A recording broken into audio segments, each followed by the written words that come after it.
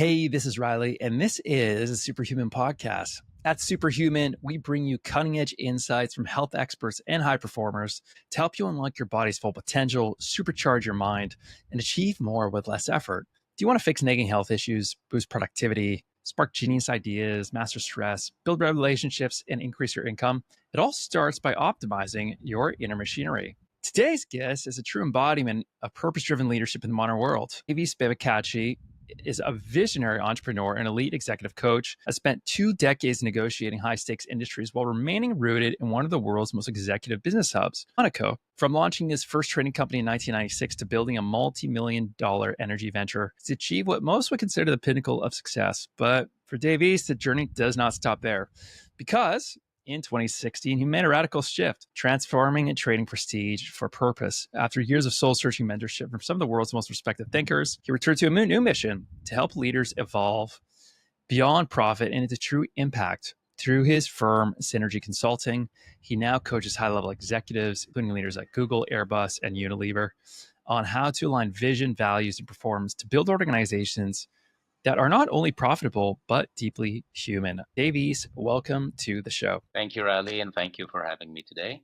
Great pleasure. Yeah, it's a pleasure to have you today. Now, going all the way back to the very beginning, what was your origin story? Like, what sparked your journey into entrepreneurship and leadership? Ooh, that's a long way back. I would say it's a mix. It's a mixture, mainly education on every level. My father was an entrepreneur, so I had a good example and a role model of what a leader was. Sports was an extremely important education, I would say, in terms of leadership, resilience, going over your limits. I've been always passionate about sports in my childhood.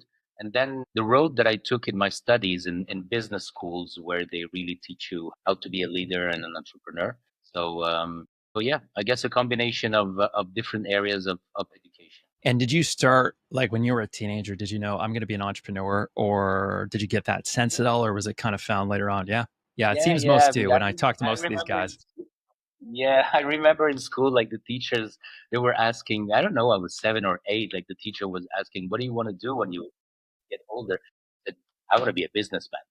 So so yeah, I've always wanted to be an entrepreneur, and that's what happened. Some are born, some are made, and some are a combination of both. So yeah, it's no surprise in your case.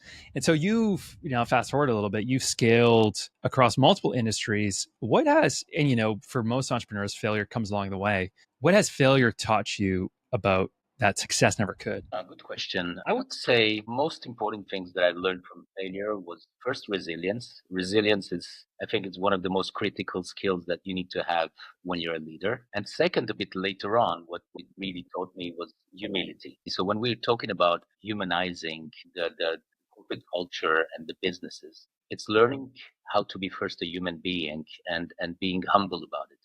So yeah, humility and resilience were probably the biggest asset that you can't learn in a book or throughout the success. And was there a moment in your career that was challenged your identity the most, that maybe made you show more humility or something else? And how did you come out stronger on the other side? Yeah.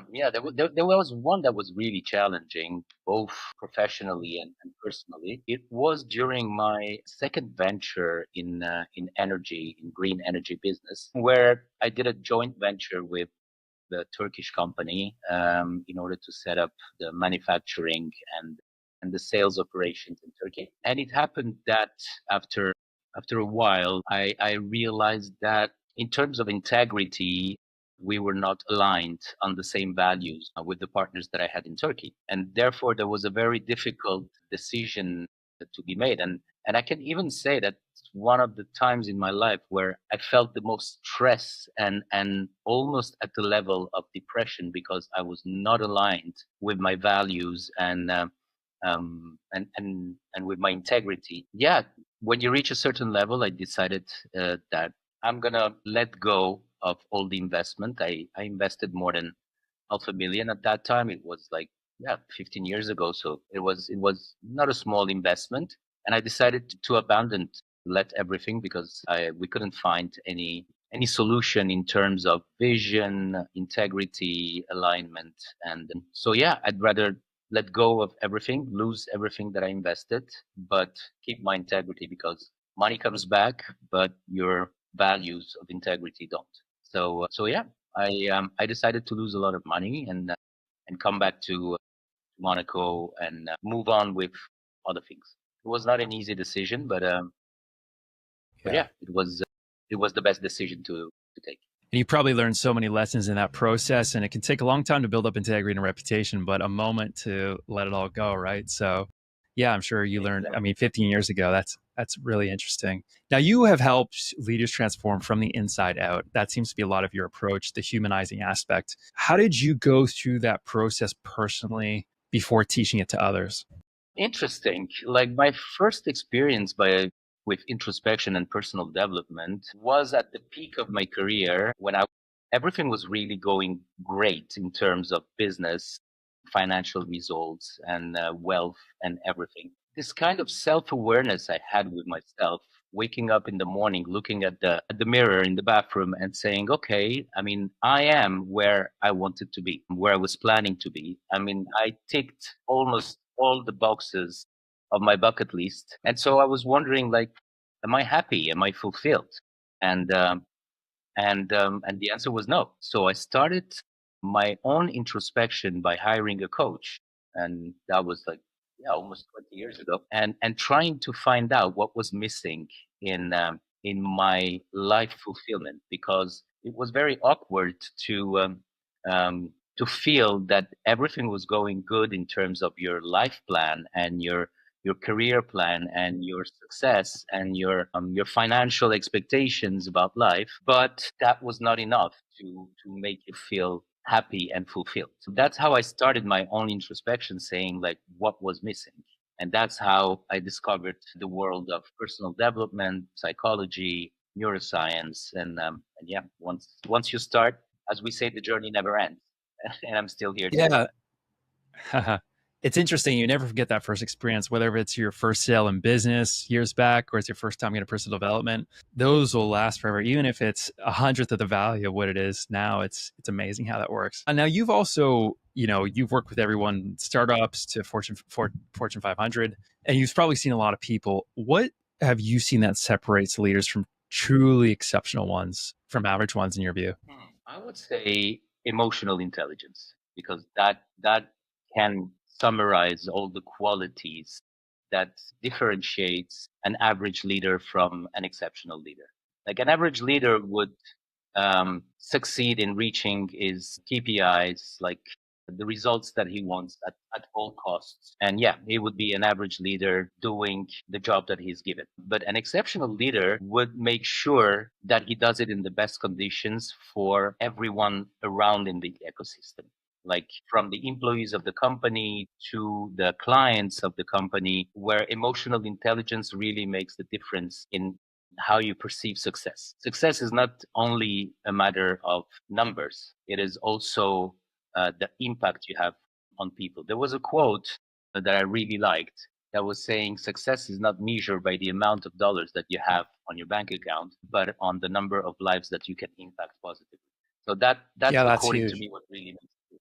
Yeah. And if you have emotional intelligence, you have a team of 10 people that you're leading. Is that working for them in their conditions so they can be the best people that they can be?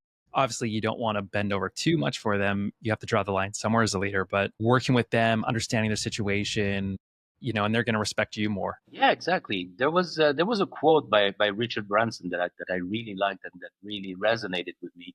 He was saying that's really about emotional intelligence. He was saying train your people and your team good enough so they can leave, but treat them so well that they choose to stay. So That's amazing. this is also part of what a great leader is to your team, and so that they can go to another company for a better offer financially. But they would choose to stay because they are aligned with your leadership and with the purpose of the company and with the corporate culture that you create in your work environment.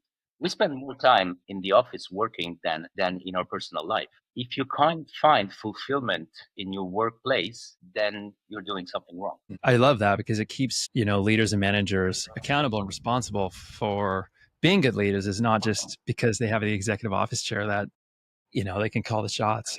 And this kind of transitions to what you talk about, which is the phrase humanizing corporate culture. What does that mean to you, and why is it a non-negotiable for, I guess, the future of leadership?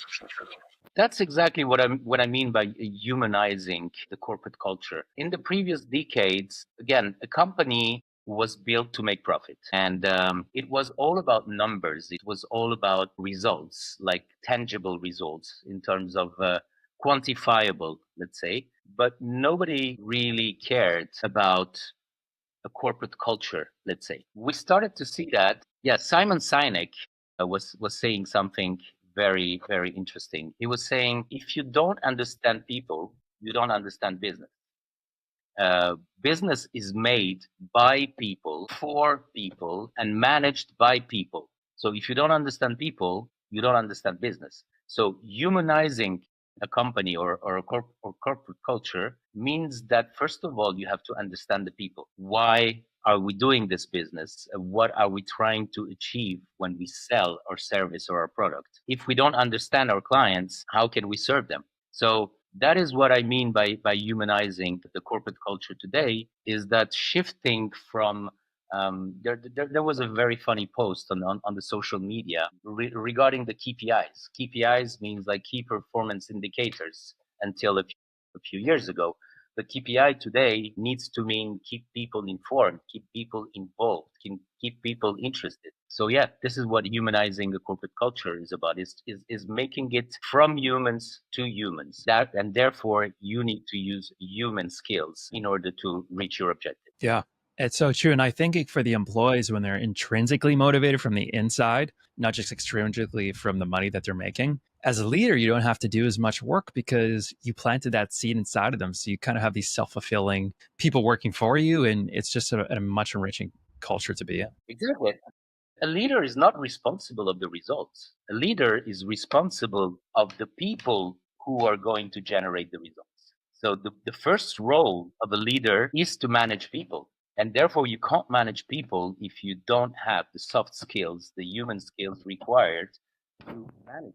Challenge of the global companies today, where they spend a lot of money in training their senior leaders in order to manage people and not manage results. So when you start going to these organizations or leaders and start working with them, what are some of the first few things that you do when you work with them? It's probably case by case, but is there overlap with each of them that you're working on first? Yeah, the first thing that I always try to do when I work with leadership training in big organization is uh, to make sure that the purpose of the company is aligned with the purpose of its leaders. So I'm asking, why are you working here? Like, a part of the salary, like, is it salary? Is it the only reason why you work here? So tomorrow, if another company offers you a better salary somewhere else, you wouldn't hesitate a second.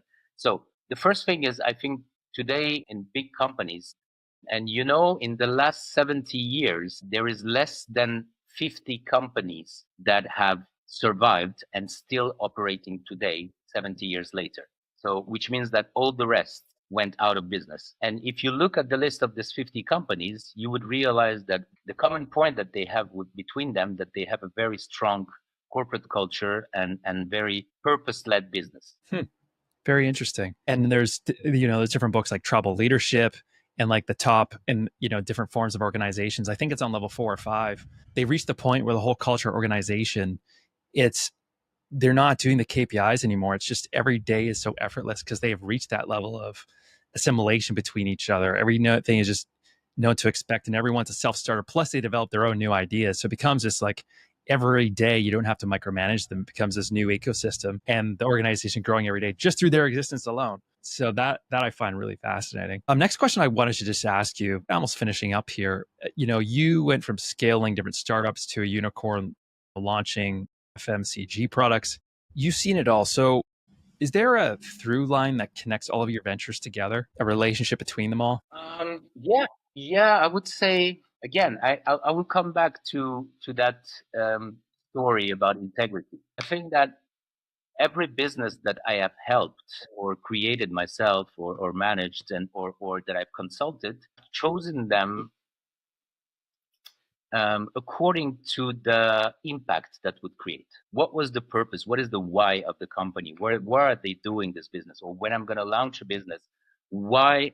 How am I going to benefit to people when I will launch this product? It could be in the green energy business I launched. Like despite the issue that I faced, we still saved 150 millions of kilowatt hour of energy to our planet, an impact driven motivation behind it. When we launched FMGC goods in recycled plastic, that was really 7, 8 years ago, trying to remove as much plastic as possible from our oceans in order to protect the environment. So yeah, I think that the common point between all the ventures that I have launched or consulted is the why, the impactful why of the company. Love it. And any last words of wisdom before we close things off for listeners today? Word of wisdom, yeah, it will sound a bit cheesy, but I would say whatever you do, do it with intention, conviction, and do it with your heart. So yeah, you need to make sure to have the three things: the purpose, the integrity, and a quality that I really admire and that is not spoken enough is selflessness. So do it in order to make good around you. Whatever industry you are in, you can always impact positively the life of people. And this is how success comes and how success brings real fulfillment and not just only financial satisfaction. The service level. Love it. Thank you so much, Davies. If people want to learn more about you, where can they visit? They can go to my website, synergyconsulting.coach, and you would have the links to all my social media over there. And some quite interesting blogs also over there for those who want to inquire more about humanizing companies and leadership. Great. We'll put that all down in the show notes below. Thank you again, Davies. And thank you, everybody, for tuning in. I hope you got a ton of value from today's episode. If you're ready to take your health and performance to the next level, you can grab our free guide at getsuperhuman.io. Hit subscribe, share this with someone who needs it, and I'll see you in the next episode. Stay superhuman. Riley.